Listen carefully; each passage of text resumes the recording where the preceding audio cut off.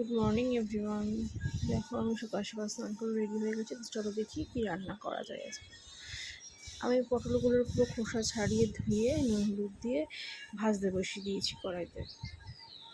পটলকে একটু চিড়ে নিয়েছিলাম যাতে করে ওদের তেল হলুদটা ঢোকে ভালোভাবে, দিয়ে এটাকে ভালোভাবে ভাজা করতে হবে যতক্ষণ না এটা 80% ভাজা ভাজা হয়ে যাচ্ছে।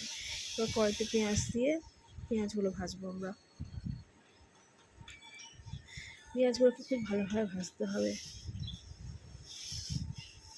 পুরো সেদ্ধ এবং ব্রাউন কালার আনতে হবে। দেখো ভাজছি,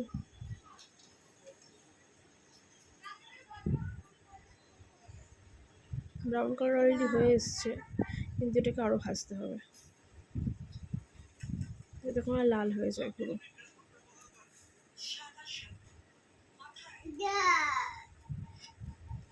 দেখো পেঁয়াজটা ভাজা হয়ে এসছে। এবার আমি একটা মশলা বানিয়েছি, এই দেখো। হ্যাঁ, মশলাটা দিয়ে দেবো। এর মধ্যে রয়েছে সর্ষে, জিরে, হলুদ আর সামান্য পরিমাণ একটু লবণ দিয়ে এই মশলাটা আমি এই পেঁয়াজ ভাজার মধ্যে ঢেলে দেবো। দেখো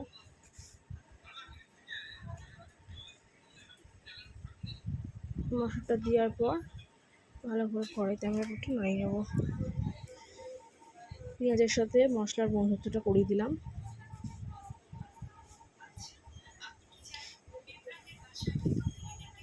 দেখো মশলাটা প্রায় হয়ে গেছে আমার।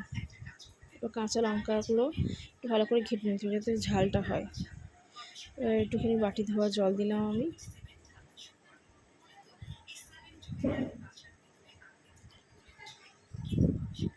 আর একটু জল লাগবে, তাতে জল দিয়ে দিলাম আমি। দেওয়ার পর ভেজে রাখা পটলগুলো আমি এর মধ্যে দিয়ে দিলাম।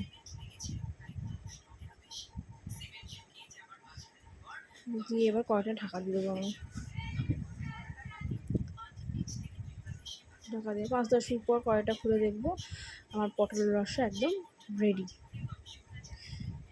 এরপর এর মধ্যে আরেকটু সামান্য কাজ আছে, সেটা হলো একটুখানি এর মধ্যে দিতে হবে গরম মশলা। হ্যাঁ, একটু গরম মশলা, সামান্য পরিমাণ গরম মশলা উপর দিয়ে আমি ছড়িয়ে দেবো।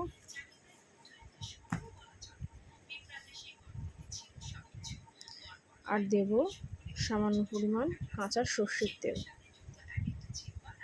দিয়ে। দেখো এই আমার পটলের